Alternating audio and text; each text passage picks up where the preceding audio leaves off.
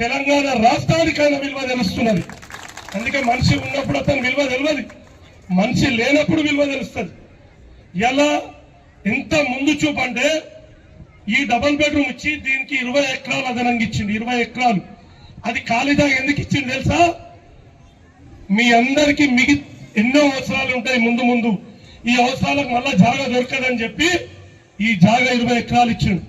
ఇలా ఎంత కాస్ట్లీ జాగా, దాదాపుగా 30 కోట్లు 40 కోట్ల రూపాయలు ఒక్క ఎకరా 30-40 కోట్లు ఈడ కొల్లూరులో.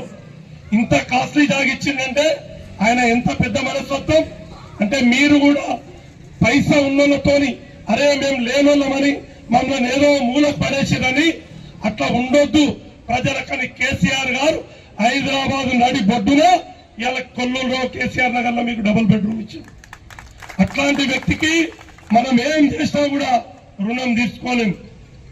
మేము మీకు చెప్తున్నాం, మా రామలన్న వైస్ చైర్మన్ గారు, మా కౌన్సిలర్లు కొన్ని మేము ఫండ్స్ పెట్టినాం.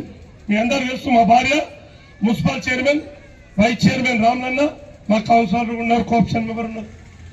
కోట్ల రూపాయలు ఇక్కడ అక్కడ పెట్టాం. మీకు టైం వచ్చినప్పుడు ఆ తీర్మానం కాపీ చూపిస్తా.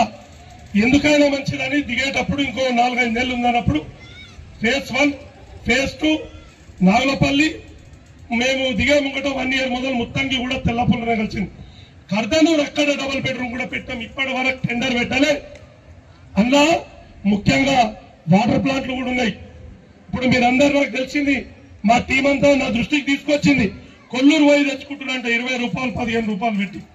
కొంతమంది వస్తుంటే యాక్సిడెంట్లు అవుతున్నాయి, వాటర్ బాటిల్ పెట్టుకొని అవన్నీ ఇబ్బందులు అవుతున్నాయి. కాబట్టి మాతోనైనంత మేము ప్రతిపక్షంలో ఉన్నాం, మేము ప్రశ్నించాలి, లేదా మాతోనైనంత శక్తి మేరకు మీకు హెల్ప్ చేయాలి. కాబట్టి వాళ్ళు అందుకే మా టీం అందరు చెప్పారు. కాబట్టి స్కూల్ టీచర్లకు జీతాలు ఇవ్వాలని చెప్పారు. స్కూల్ టీచర్లకు 83,000 రూపాయలు ఈ రోజు ఈ డబుల్ బెడ్రూమ్ మీ అందరి సమక్షంలో ఇప్పుడు ఇవ్వడం జరుగుతుంది టీచర్లకు.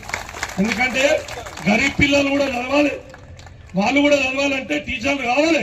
ఇలా టీచర్లను పెట్టాలి, గవర్నమెంట్ పెడతలే. కేసీఆర్ ఇంత పెద్ద బిల్డింగులు కడితే ఖాళీ చిన్న చిన్న పనులు కూడా చెప్పలేని అసమర్థ గవర్నమెంట్. రెండోది